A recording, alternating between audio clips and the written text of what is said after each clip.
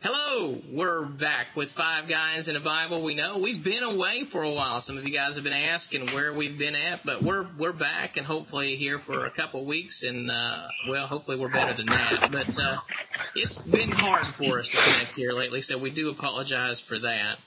But we've got a good question here tonight. So the question is, as I understand it, what does it mean to take up the cross and follow Jesus? Take up the cross and follow Jesus. In Mark chapter 8, verse 34, it says, when he had called the people to himself, when his disciples also, he said to them, whosoever desires to come after me, let him deny himself and take up his cross and follow me. So we're going to start here with Mark Campbell as he seeks to answer the question for us. Man, I tell you what, I just swung in the door and sat down 3 minutes ago. So this is very off the cuff. What does it mean to follow Jesus or pick up your cross and follow Jesus? I think the key to this, first of all, will be denying of self. You can't do it your own way. You can't have your own thoughts, your own ideas. You have to be totally surrendered to Christ and his way if you're going to follow him. Because if you're trying to go your own way, you can't be following the way the Lord is leading.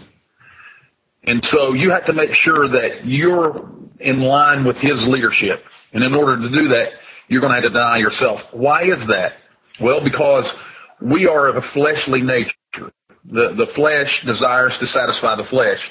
The flesh desires to follow its own thoughts and its own ideas. The spirit is surrendered to God. And so you're going to have to not follow your flesh, but you're going to have to follow the spirit and be led by the spirit, which means you're going to have to deny yourself. And then you can begin to think about following him.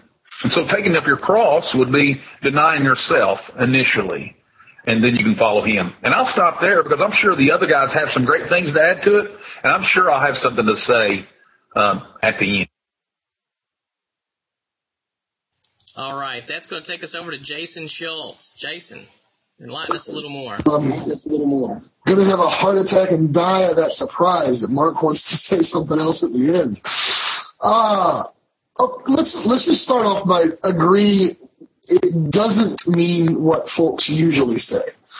Right? We think that taking up a cross is symbolically carrying some burden. Right? You have an illness, or you have family troubles, or in my case, you have rugged good looks, and we just say, well, I guess that's my cross to bear. Yeah, no, that's not what it means. Okay, we need to keep those thoughts in the context of what it would mean to people in Jesus' day, the people who Jesus was actually speaking to there as his disciples. And the Roman Empire had expanded through Israel, and their means of population control was to keep people in line through intimidation. So the smallest of infractions would lead to crucifixion. Okay, and that was meant to keep people in line. They would beat the victim. They would make them carry their cross through the city streets so everybody could see it, have a sign carried in front of them saying what offense they had committed. So I have no doubt that some of the disciples who Jesus spoke to had seen people dragging their cross through the streets on their way to die. So when Jesus said, take up your cross and follow, they would have immediately envisioned that walk to the death. And we know that's what Jesus meant. The very next verse where Matthew records it, in Matthew 16, the very next verse, Jesus said, whosoever will save his life shall lose it, and whosoever will lose his life for my sake shall find it. So to me, it's just Jesus being straightforward. He's not going to hide the cost of discipleship. You know, sometimes it costs your family, your friends, your livelihood. It can cost your job, your reputation. Ultimately, it can cost you your life. You know, following Jesus requires an understanding. I think this is what taking up your cross and following means. It requires an understanding that it's a no turning back proposition. And while there's unimaginable blessing awaiting those with faith, there should also be an understanding that following Jesus is an often difficult road, and it will take you all the way to the end of your life, and turning back isn't an option. And I think that's what he meant by it. All right. That moves us over to Troy McGahan. So, Troy, take it away. All right. Well, it just so happens I preached this a couple of weeks ago, and this is very fresh in my mind. Just to add a little bit to what Brother Jason said, a lot of people today, they'll wear a cross around their neck, and they think, and so, and I understand what people do it. What they're doing is they think that's a symbol of some kind of spirituality, or it brings them closer to the Lord or something. But do you realize that in the day of Christ, that would be like us today wearing an electric chair around our neck? Because it was a symbol of death. There was nothing spiritual about it in the sense that it drew people closer. What Jesus is saying here is, listen, if you're going to be my disciple, you're going to be my follower, you must die to yourself. You must crucify your wants, your desires, your wishes, and you got to follow me. In Luke chapter 14 and verse 25 and 26, verse 26 says, if any man come to me and hate not his father and mother and wife and children and brethren and sisters, yea, and his own life also, he cannot be my disciple.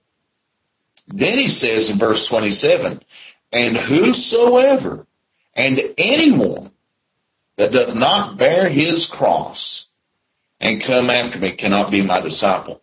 Basically, what Jesus is saying here is, if you're going to follow me, you better be willing to die to yourself daily. Let me ask you a question, friend. Do you have this desire? You know, my plans for my life were I'm almost ashamed to admit again some of my plans. I wanted to be a state trooper and or a professional wrestler. I was going to be the ravishing redneck. Overalls, polka dot bow tie, and my finishing maneuver was going to be the ravishing redneck breaker. Okay, I admit it. But you know what? After I got a little older and so forth, I wanted to be a state trooper, live in eastern Kentucky, and be a football coach. Well, you know, the Lord had different plans for me. And what I had to do and what the Lord taught me is, you got to quit living for yourself, Troy. I've got other plans for you. Are you going to give yourself? Are you going to sacrifice your wants? Are you willing to leave it all behind and follow me? And I'm going to tell you, folks, the greatest thing as a child of God that I've ever had the privilege to do is to die to myself. I cannot imagine my life being anything other than what it is. I am so thankful that I indeed did say, Lord, here am I. Use me however you want. And that's what you need.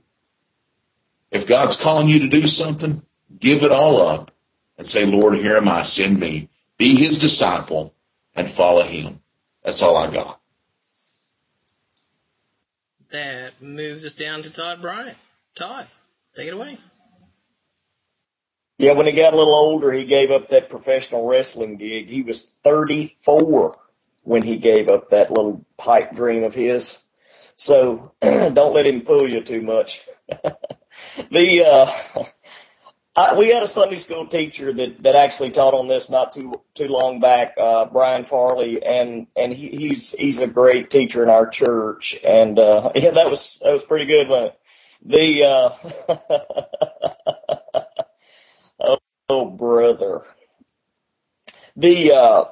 One of the points he made was exactly what Jason was talking about earlier, that somebody may be carrying their cross down the road and they may have, their crime in front of them, but that's all the people may know about this person. They may not know where they came from, who their family was or whatever, but one thing they knew for sure is when they were walking down the road with that cross on their back, they weren't coming back.